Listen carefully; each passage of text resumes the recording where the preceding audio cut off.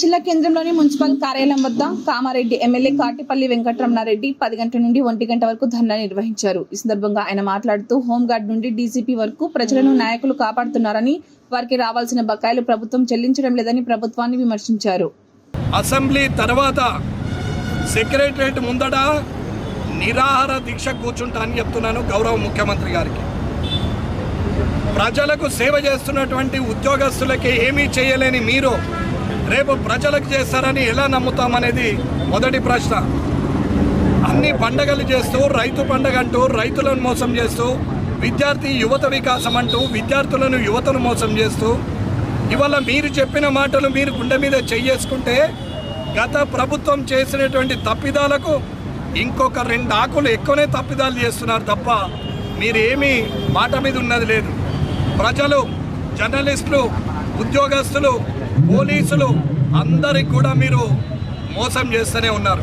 దయచేసి సక్రమమైన పాలన అందియాలని ప్రభుత్వానికి కోరుతూ, ఒకవేళ వీరికి అసెంబ్లీ పూర్తయ్యే లోపల చీఫ్ సెక్రటరీ గారు శాంతకుమారి గారు, ఫైనాన్స్ సెక్రటరీ గారు రామకృష్ణారావు గారు, అలాగే డీజీపీ జితేంద్ర గుప్తా గారు ఇవాళ మీరు ముందుకొచ్చి ఇది సరి అయిన నిర్ణయం తీసుకొని ముఖ్యమంత్రి గారితో కూర్చుండి క్యాబినెట్ మంత్రుల ద్వారా ఇది నిర్ణయం తీసుకొని అందరికీ డబ్బులు వేపిస్తారనే నమ్మకం ఉంది. మీ ఉద్యోగస్తులు, మీరు ఉద్యోగులే కాబట్టి మిమ్మల్ని నమ్ముకొని మీ కింద పనిచేస్తున్నారు. ఉద్యోగ సంఘాల నాయకులు ఎలాంటి వారో ఉద్యోగులకు తెలుసు, నేను అనాల్సిన అవసరం లేదు. ఉద్యోగ సంఘ నాయకుడిని అయితే నేను ఎమ్మెల్సీ కావచ్చనే ఆలోచన ఉంది తప్ప ఉద్యోగ సంఘాల నాయకులం కదా, మరి ఇంత డబ్బున్నది ఉద్యోగులకు ఇప్పిద్దామనే కించిత్ జ్ఞానం కూడా కనీసం ఉద్యోగ సంఘాల నాయకులకు లేదు. రేపు మీరు ఏదన్నా సమాధానం చెప్పడానికి సిద్ధంగా ఉన్నా ఉద్యోగ సంఘ నాయకుల గురించి మాట్లాడుతున్నారు. ఉద్యోగస్తులందరూ కూడా ఆలోచించుకోవాలా, నిర్ణయం తీసుకోవాలా, ప్రజలందరూ దీనికి మద్దతు తెలపాలా. అసెంబ్లీ ముగించే లోపల ఈ డబ్బులు ఉద్యోగస్తుల ఖాతాలో జమ కాకుంటే, పోలీసుల ఖాతాలో జమ కాకుంటే ఖచ్చితంగా నిరాహార దీక్ష మొదలు పెడతాం.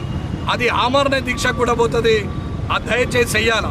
ఏదో వెంకటరమణారెడ్డి డిమాండ్ చేస్తే మేము వేసినాము అని చెప్పుకోవడానికి నేనేమి రెడీగా లేను. నేను కూడా మీకు పాలాభిషేకం చేస్తా. ముఖ్యమంత్రి గారికి అందరూ కూడా కల్తీ నీళ్లు పోసి, మినరల్ వాటర్ కూడా కాదు, పాలల్లో నల్ల నీళ్లు పోసి వారు పాలాభిషేకం చేస్తారు. నేను 100% బర్రె నుంచి పితికిన పాలు తీసుకొచ్చి ఆ పాలతోనే మీకు పాలాభిషేకం చేస్తాం. ఆ credit goes to only Revanth Reddy and cabinet ministers అనే నేను చెప్తున్నాను. మీరు మీ స్వార్థము చూసుకోకుండా వారికి న్యాయం చేయాలని చెప్పి నేను ఇవాళ కలెక్టర్ వరకు, ఇవాళ కానిస్టేబుల్గా హోంగార్డ్గా ఉన్నటువంటి వ్యక్తుల నుంచి డీజీపీ వరకు ఇవాళ మనల్ని రక్షిస్తున్నటువంటి వ్యక్తులు. ఇవాళ ఇటువంటి వ్యక్తులను ప్రభుత్వం నిర్లక్ష్యం చేస్తున్నది. ఒకవేళ వాళ్ళే ఉద్యోగస్తులే పనులు మానడం మొదలు పెడితే, పోలీసులే ఒకవేళ గన్నులు తీసి ఇంట్లో పెట్టి ఉద్యోగాలు చేయమని అంటే పరిస్థితి ఏందో ఒకసారి ప్రభుత్వం ఆలోచించాలా. ఓటేసి గెలిపించినటువంటి ప్రజలు కూడా ఆలోచించాలని కోరుకుంటున్నాం. ఒక్కసారి ఆలోచించండి. ఎంతసేపు ఎదుటి వాళ్ళ మీద, ఉద్యోగస్తుల మీద మనం లంచగొండ్లని మాట్లాడడమే కానీ వారు న్యాయంగా పనిచేస్తే కూడా వారికి రావాల్సిన జీతభత్యాలు, బెనిఫిట్స్ వస్తలేవు అనేది మీరు ఆలోచించాలి. ఇన్ని సంవత్సరాల 60 సంవత్సరాలుగా ఏ రాజకీయ నాయకుడు ప్రజల తరపున ఏ రాజకీయ నాయకుడు కూడా ఉద్యోగస్తుల తరపున, పోలీసుల తరపున ధర్నా చేయకుండొచ్చు. కానీ వారి కష్టం సుఖం చూసిన వారిని, వారిని దగ్గరగా అబ్జర్వ్ చేసిన వారిని, వారు ప్రజాప్రతినిధులు నిజాయితీగా ఉంటే ఉద్యోగస్తులు కూడా నిజాయితీగా పనిచేయడానికి సిద్ధంగా ఉన్నారు. ప్రజాప్రతినిధులు వారిని సక్రమంగా మర్యాదగా చూసుకుంటే వారు ప్రజల పక్షాన్ని నిలబడడానికి సిద్ధంగా ఉన్నారు. ఎన్ని కష్టాలు వచ్చినా, ఎన్ని బాధలున్నా ఇవాళ ఉద్యోగ నిర్వహణలో ఎలాంటి లోపం చేయకుండా ఇవాళ చేస్తున్నారు. లోపం జరుగుతున్నది అని అంటే అది ప్రజాప్రతినిధుల స్వార్థం వల్లనే జరుగుతున్నదని చెప్తున్నాం. ఈరోజు పోలీసులకి ఇమ్మీడియట్గా డబ్బులు రిలీజ్ చేయాలి.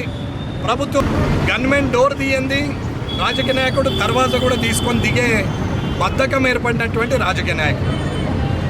నలుగురు సెక్యూరిటీ ఎంబట రాకపోతే ప్రజల్లోకి రాని ప్రజాప్రతినిధులు.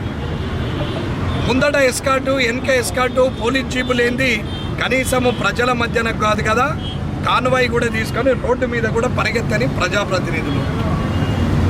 ఇవాళ ఏ పని కావాలన్నా, వారికి రక్షణ కావాలన్నా, ప్రజలు గుండె మీద చెయ్యేసుకొని నిద్రపోవాలన్నా, మధ్యరాత్రి మహిళ నడుచుకుంటూ వెళ్ళాలన్నా, ఏ ఇంటికి తాళం వేసి ఏ ఫంక్షన్కు వేరే ఊరికి వెళ్ళాలన్నా నమ్మకం ఒక్కరి మీదనే, అది పోలీసుల మీద. ఆ పోలీసుల మీద ఉన్న నమ్మకంతోనే మనం నిశ్చింతగా ఉంటాం. ఇది నిజం, ఎవరు కాదన్నా ఎవరు అవునన్నా. అటువంటి పోలీసు వ్యవస్థకు కూడా ఇప్పటి వరకు సరెండర్ లీవ్స్ ఇవ్వలేదు.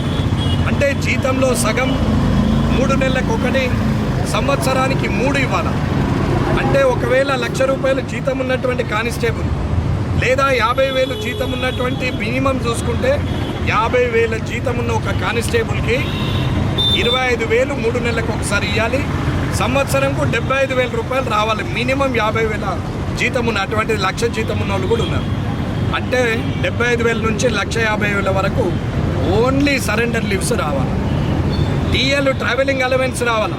ఎంత దుస్థితి అంటే పోలీసులు బందోబస్తుకు వెళ్తే, ఇప్పుడు అసెంబ్లీ 9 నాడు చాలా అవుతుంది, అసెంబ్లీకి బందోబస్తు పోయినా, లేదా ఇక్కడ వెంకటరమణారెడ్డి కామారెడ్డిలో అల్లరి చేస్తాడని అనుకున్నా, లేదా ఎక్కడైనా 2 రాజకీయ పార్టీలు గొడవపడ్డా అక్కడికి బందోబస్తుకు వెళ్ళాల్సినటువంటి పోలీసులు ట్రావెలింగ్ అలవెన్స్ కూడా సొంతంగా జేబులోకి వెళ్ళి పెట్టుకొని వెళ్ళాల్సిన కర్మ ఉంది.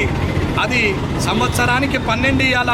గత 2-3 సంవత్సరాలుగా ఇప్పటికీ ₹1 వాళ్ళకి ఇవ్వలేదు. 24 నుంచి 36 ట్రావెలింగ్ అలవెన్స్ ఉన్నాయి పోలీసులకు. ఇకపోతే డిఏలు, వారి భోజనం వాళ్ళే పెట్టుకోవాలా, వారి డబ్బులతోనే తినాలా, వారు బందోబస్తు చేయాలా, తిరిగి ఇంటికి రావాలా.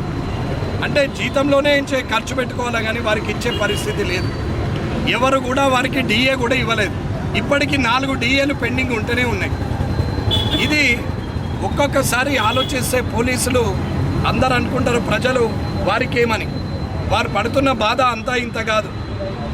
ఇవాళ డిఎస్పిఎస్ కానీ, అంటే ఇవాళ ఉన్నటువంటి బెటాలియన్స్లో ఉన్న పోలీస్ కానీ, కానిస్టేబుల్ కానీ, ఏఆర్లు ఉన్నోళ్ళు కానీ, ఆక్టోపస్లు ఉన్నోళ్ళు కానీ, గ్రేయాండ్స్లో ఉన్నోళ్ళు కానీ, వివిధ డిపార్ట్మెంట్లలో ఉన్నటువంటి అందరూ కానిస్టేబుల్లకు ఉన్నటువంటి దుస్థితి ఇది.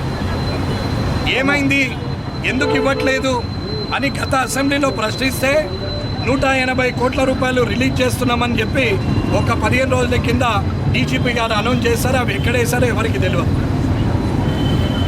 ఇవాళ మంత్రులున్న దగ్గర ఇవ్వద్దని నేను అనట్లేదు, కానీ ఇవాళ ప్రజల భద్రత కోరుతూ ప్రజలను రక్షించేటువంటి పోలీసులకు ఇంత దుస్థితి వచ్చింది.